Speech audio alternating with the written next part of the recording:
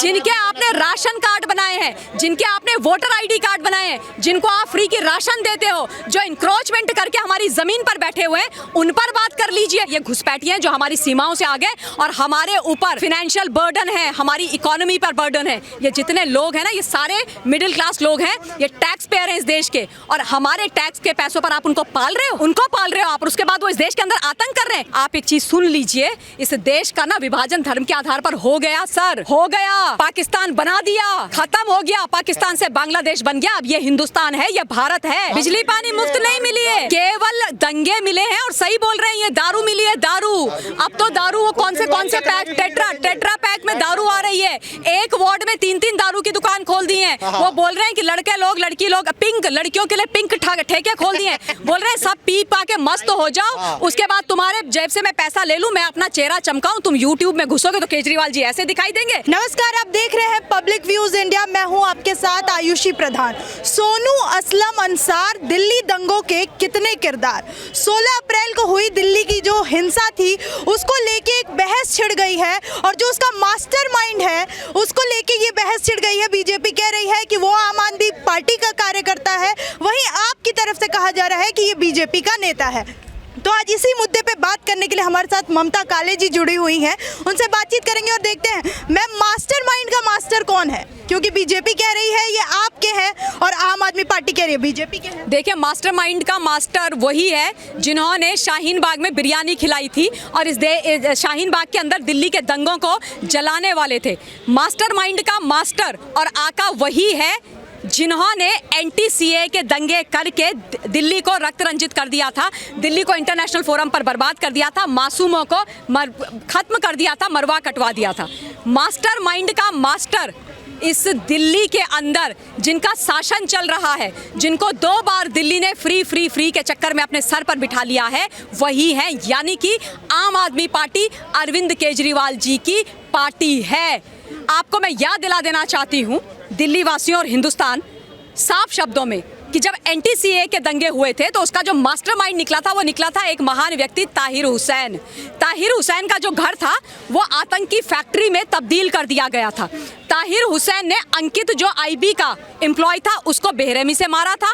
ताहिर हुसैन के जो दंगे करने वाले लोग थे, उन्होंने मेरे उत्तराखंड के एक छोटे से बच्चे जिसका नाम दिलबर नेगी है, उसके पहले हाथ पैर काटे और उसके बाद उसको जिंदा जलाया था।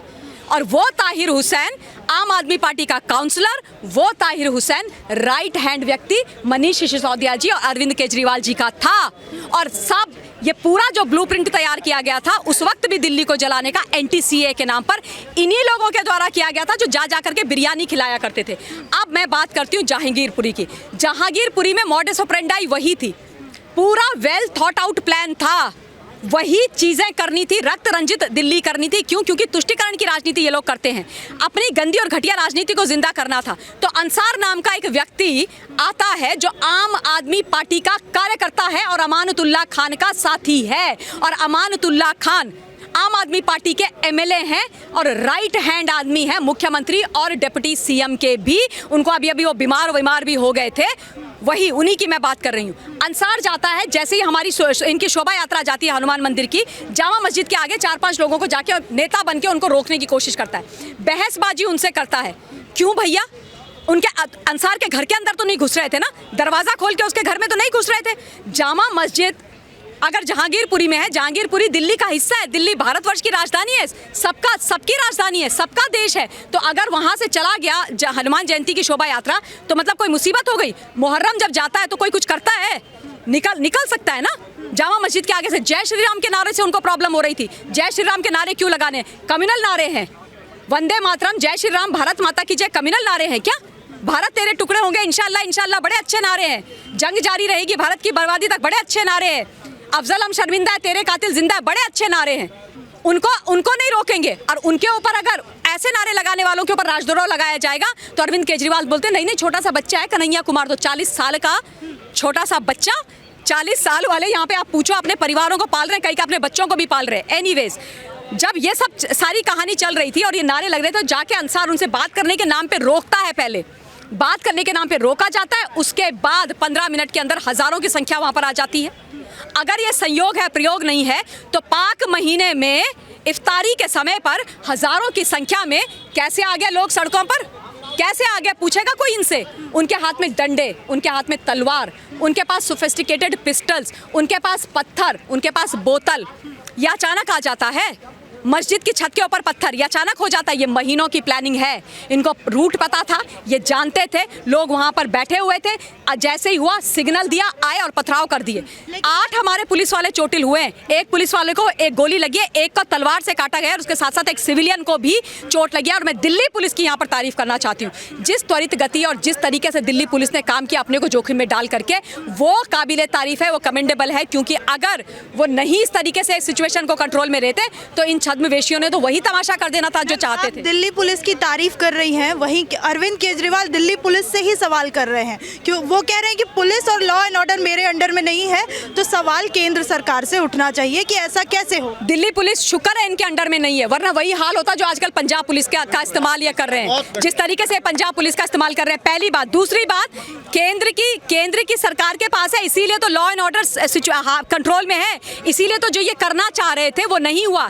चलिए आपसे ये प्रश्न नहीं करना लॉ एंड ऑर्डर का, पर मिस्टर केजरीवाल अंसार के ऊपर जवाब दे दीजिए, उसके ऊपर एक प्रेस कॉन्फ्रेंस कर दीजिए, यह बोल दीजिए कि अंसार जैसे लोग आपने क्यों पाले हुए हैं। और अगर आपको अंसार पे भी बात नहीं करनी मत कीजिए, आप बात कीजिए उन 5 लाख घुसपैठियों के बारे में, उन बांग्लादेशी और रोहिंग्याओं के बारे में जिनको तुष्टीकरण की राजनीति के लिए, अपनी गंदी और घटिया राजनीति के लिए आपने दिल्ली के अंदर इलीगली बसाया हुआ है, जिनके आपने राशन कार्ड बनाए हैं, जिनके आपने वोटर आईडी कार्ड बनाए हैं, जिनको आप फ्री की राशन देते हो, जो इंक्रोचमेंट करके हमारी जमीन पर बैठे हुए हैं, उन पर बात कर लीजिए, उन पर एक प्रेस कॉन्फ्रेंस कर दीजिए। बड़ा शौक है आपको प्रेस कॉन्फ्रेंस करने का, उन पर बोल दीजिए ना, आदरणीय, सम्माननीय, माननीय, पूजनीय अरविंद केजरीवाल जी, उस पर बात कर लीजिए। और ये मुझे आप बता दीजिए कि इन बांग्लादेशी रोहिंग्याओं से आपको क्या प्रेम है। जब बोला जाता है कि इनको यहाँ से बाहर भेजो तो ये बोलते हैं कि ये शरणार्थी हैं। मैं मिस्टर केजरीवाल से ये बोलना चाहती हूँ, सर आप IRS ऑफिसर रहे हैं, क्लास 1 गैजेटेड ऑफिसर रहे हैं, 2 बार से आप मुख्यमंत्री बने, आपका जीके ना माफ कीजिएगा बड़ा खराब है, आप मुझसे लेसन्स ले लीजिए। सर मैं आपको बताऊंगी कि घुसपैठियों में और शरणार्थियों में जमीन आसमान का फर्क होता है। सर शरणार्थियों का ये देश सम्मान करता है और सब कुछ देता है, ये घुसपैठी हैं जो हमारी सीमाओं से आगे और हमारे ऊपर फिनेंशियल बर्डन है, हमारी इकोनॉमी पर बर्डन है। ये जितने लोग हैं ना, ये सारे मिडिल क्लास लोग हैं, ये टैक्स पेयर हैं इस देश के, और हमारे टैक्स के पैसों पर आप उनको पाल रहे हो आप, और उसके बाद वो इस देश के अंदर आतंक कर रहे हैं। जहांगीरपुरी में जो पुलिस ने जो बोला है, साफ हो गया है कि विदेशियों का हाथ है। कौन विदेशी है? यही रोहिंग्या और बांग्लादेशी। क्यों इनको इन्होंने पाल के रखा हुआ है? तो अब आप मुझे ये बताइए कि जहांगीरपुरी का दोषी कौन, जहांगीरपुरी का मास्टरमाइंड कौन, किसने जहांगीरपुरी के दंगे कराए, किसका हाथ है? आम आदमी पार्टी का नहीं है क्या? नहीं है तो क्या इनसे प्रश्न नहीं किए जाने चाहिए? जब सच बोलते हैं तो बड़ी तकलीफ होती है केजरीवाल जी। आपने कहा कि मास्टरमाइंड का मास्टर आम आदमी पार्टी से जुड़ा हुआ है और अरविंद केजरीवाल पे आपने सवाल उठाए, तो मेरा एक सवाल है, जो फ्री स्कीम थी केजरीवाल जी की, बिजली पानी, क्या उसके साथ दंगे भी मुफ्त में मिले हैं दिल्ली वासियों? हाँ तो मिले हैं ना, बिजली पानी मुफ्त नहीं मिली, बिजली पानी मुफ्त नहीं मिली है, केवल दंगे मिले हैं। और सही बोल रहे हैं, ये दारू मिली है, दारू। अब तो दारू वो कौन से पैक, टेट्रा पैक में दारू आ रही है। एक वार्ड में 3 दारू की दुकान खोल दी है। वो बोल रहे हैं कि लड़के लोग, लड़की लोग, पिंक लड़कियों के लिए पिंक ठेके खोल दिए हैं। बोल रहे हैं सब पी पा के मस्त हो जाओ, उसके बाद तुम्हारे जेब से मैं पैसा ले लूं, मैं अपना चेहरा चमकाऊं, तुम यूट्यूब में घुसोगे तो केजरीवाल जी ऐसे दिखाई देंगे, तुम जो है बड़ा वाला टीवी खोलोगे केजरीवाल जी ऐसे दिखाई देंगे। आपका मेरा हम सब का टैक्स पेयर का पैसा तो इन्होंने फूंक दिया अपना चेहरा चमकाने में। आप बोल रहे हैं हमारा सरकारी खजाना खाली हो गया जी, इसलिए मैं दारू बेचूंगा, क्योंकि मेरे पास बाकी तो कुछ है नहीं सोच, तो मैं दारू बेचूंगा। मुझे 10,000 करोड़ रुपया इकट्ठा कर रहा है, इसलिए मैं दारू बेचूंगा। तो दारू की नदियां बहा दी हैं, पानी तो कहीं मिल नहीं रहा है। पानी तो आप टोटी खोलोगे तो सिर्फ उसमें से करके हवाई आती है, पानी तो आता नहीं है। बिजली तो है नहीं, बिजली तो वो तो भला हो मोदी जी का जिन्होंने बिजली दे दी, जिन्होंने पक्के घर दे दिए, वरना केजरीवाल जी ने तो सब खत्म कर दिया था। तो दंगे करवा के मिलेगा क्या केजरीवाल जी?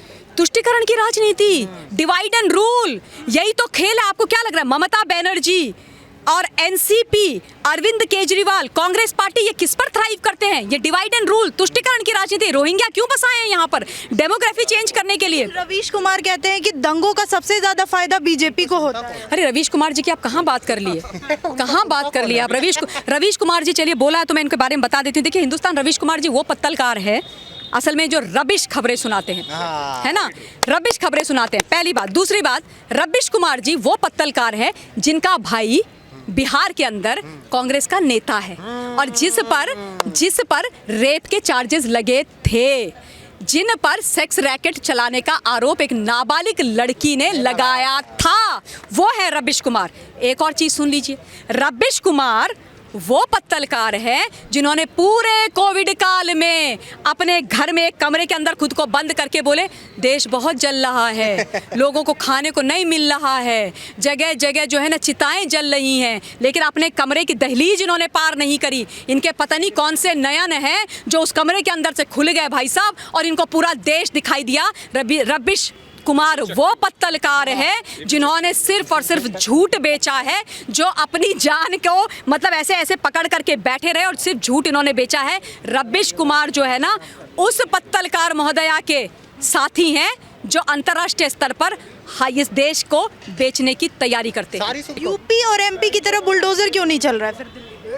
देखिए ऐसा है कि यूपी के अंदर बुलडोजर चला, एमपी के अंदर बुलडोजर चला, दिल्ली में जब जरूरत होगी तो जो होना होगा वो होगा, कानून के दायरे में होगा, क्योंकि यूपी में भी कानून के दायरे के अंदर आदरणीय योगी आदित्यनाथ जी बुलडोजर चला रहे हैं। और बुलडोजर से भी कई लोग बोलते हैं कि बुलडोजर का गलत इस्तेमाल हो रहा है, बुलडोजर के पता नहीं बेचारे मासूमों पर चल रहा है। इन लोगों को मुख्तार अंसारी मासूम लगता है, इन लोगों को आजम खान मासूम लगता है, इनको अतीक अहमद मासूम लगता है। वो मुख्तार अंसारी जो खुलेआम ऐसे पिस्टल लहराता था, मासूमों को मार देता था, बहू बेटियों को उठवा लेता था। आजम खान ने गरीबों की बिना पूछे लोगों की पता नहीं कितने एकड़ जमीन एक्वायर करके अपने कॉलेज खोल दिए, अपने कैंपस खोल दिए। अतीक अहमद ने मतलब सरकारी जमीन पर अपने घर बना दिए। वो इनको मासूम लगते हैं। कुख्यात माफिया, गुंडे, रेपिस्ट, चोर, बदमाश, वो मतलब ये मासूम हैं। सोचो आप, मासूमों की परिभाषा सुनो इनकी। आज क्या हो गया है ना, योगी आदित्यनाथ जी ने बुलडोजर के आगे लिख दिया है उत्तर प्रदेश सरकार, और पलट दिया है। बुलडोजर का जो इस्तेमाल था आयुषी, वो पलट गया। सपा के टाइम पे, कांग्रेस के टाइम पे जो बुलडोजर था वो सरकारी बुलडोजर बेचारी आम जनता और गरीब जनता के ऊपर चलता था। अंसारी के कहने पे चलता था, अतीक के कहने पर चलता था, आजम के कहने पर चलता था। लेकिन अब क्या हो गया है, सरकारी बुलडोजर गरीब जनता के पक्ष में, उनके फेवर में अंसारी के ऊपर चलता है, अतीक के ऊपर चलता है, और उन लोगों के ऊपर चलता है जो इंक्रोचमेंट करते हैं, लोगों को डराते हैं, धमकाते हैं, सरकारी संपत्ति जब्त करते हैं, गरीबों की संपत्ति जब्त करते हैं, उनके ऊपर चलता है। तो तकलीफ हो रही है। न्याय का प्रतीक बन गया है बुलडोजर, और बुलडोजर वाले बाबा जो कर रहे हैं ना वो करेंगे, तुम देखते रहो। सवाल ये भी उठ रहा है कि जो शोभा यात्रा निकल रही थी वहाँ के लोगों ने जो मुस्लिम थे उनको भड़काया, पहले डीजे बजाया गया, धार्मिक नारे लगाए गए, और यहाँ तक कि ओवैसी जी कहते हैं कि मस्जिद में घुस के झंडा भी फहराया गया।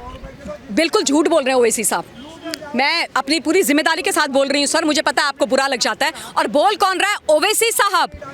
ओवैसी साहब बोल रहे हैं, वो ओवैसी साहब जो कहते हैं 100 करोड़ और 15 करोड़ की बात, हम 15 करोड़ 100 करोड़ पर भारी पड़ेंगे।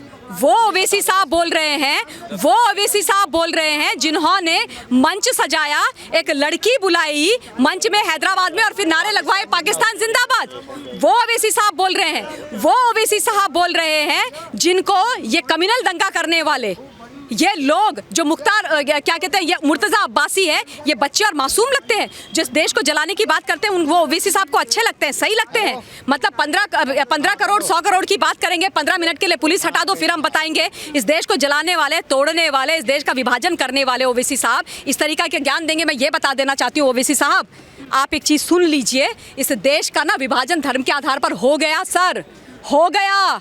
पाकिस्तान बना दिया, खत्म हो गया, पाकिस्तान से बांग्लादेश बन गया। अब ये हिंदुस्तान है, ये भारत है। और बाय द वे, भारत माता की जय। आपको कम्युनल लगता होगा सर, मुझे नहीं लगता, और यहाँ खड़े लोगों को नहीं लगता है, क्योंकि भारत माता हमारी माँ है, हमारी माँ है।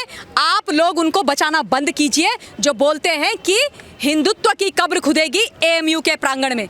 वो आपको गलत नहीं लगता सर? भारत तेरे टुकड़े, वो आपको गलत नहीं लगता सर? जब भारत तेरे टुकड़े होंगे इंशाअल्लाह इंशाअल्लाह बोला जाता है, वो आपको गलत नहीं लगता? उन पर आप लोग कार्रवाई नहीं करते? उस समय कोई अपने मुखार बिंदु से नहीं बोलता? श्रीमती सोनिया गांधी जी की बात जरूर करना चाहूंगी, वरना मेरा भी खाना नहीं पचेगा आयुषी, क्योंकि क्या है ना, कुछ लोगों के बारे में सच्चाई व्यक्त कर देनी चाहिए। श्रीमती सोनिया गांधी जी जब भी सांप्रदायिकता के ऊपर बात करती हैं, दिल्ली जलता है। एंटी सीए के टाइम पर इन्होंने बोला था आर पार की लड़ाई होगी, और हो गए थे एंटी सीए के दंगे, खून खत्तर हुई थी। इस बार इन्होंने 13 ऑपोजिशन पार्टीज इकट्ठी करी और बोला हम चिट्ठी लिख रहे हैं इस देश के अंदर, हम बहुत एंग्विश्ड हैं, we are very anguished, communal violence हो रहे हैं इस देश के अंदर, और जो लोग कम्युनल वायलेंस कर रहे हैं एक पर्टिकुलर रिलीजन, उसके ऊपर स्ट्रिक्ट एक्शन नहीं हो रहा है। सोनिया जी कहाँ रहती हैं आप? इटली में रहती हैं कि इंडिया में रहती हैं? सोनिया जी दिल्ली में जो लटियंस में आपको टैक्स पेयर ने जो बंगला दिया है उसमें एक टीवी भी होगा सोनिया जी, जो हमें टैक्स पेयर की बिजली से चलता होगा, उसमें देख लिया कीजिए ना, खबर देख लीजिए, लिया कीजिए एनडीटीवी से हट के सोनिया जी, तो आपको सच्चाई पता चल जाएगी। सोनिया जी देखिए ऐसा है कि जिनकी आप बात कर रही हैं ना, हरिद्वार के अंदर धर्म संसद, वो जेल में है, लेकिन आप मुझे ये बताइए, आप कम्युनल वायलेंस की बात कर रहे हैं, करौली के अंदर आपके सांसद, मुस्लिम सांसद ने जो हिंदू नववर्ष के शोभा यात्रा के ऊपर पत्थर मारा था, वो कम्युनल नहीं था? वो कम्युनल नहीं था? वहां इतनी चोटिल कर दिए लोग, वो कम्युनल नहीं था? जहांगीरपुरी में जो हुआ क्या वो कम्युनल नहीं था? मतलब आपका कम्युनलिज्म की जो डेफिनेशन है वो बड़ी सेलेक्टिव है। क्या आप उनके बारे में नहीं बोलेंगे? तब आप लोगों के मुंह में दही जम जाता है जब आपके सलमान खुर्शीद बाहर आकर के बोलते हैं कि हिंदुत्व जो है इसिस की तरह है, इसिस है हिंदू, बोको हराम है हिंदू, तब आप कुछ नहीं बोलती हैं। सोनिया जी देखिए माफ कीजिएगा, आप उम्र में बड़ी हैं, लेकिन ये चीजें आपको शोभा नहीं देती, और माफ कीजिए, इस देश को ना तोड़ना धर्म के आधार पर आप बंद कर दीजिए और अपने पुत्र को भी समझा दीजिए।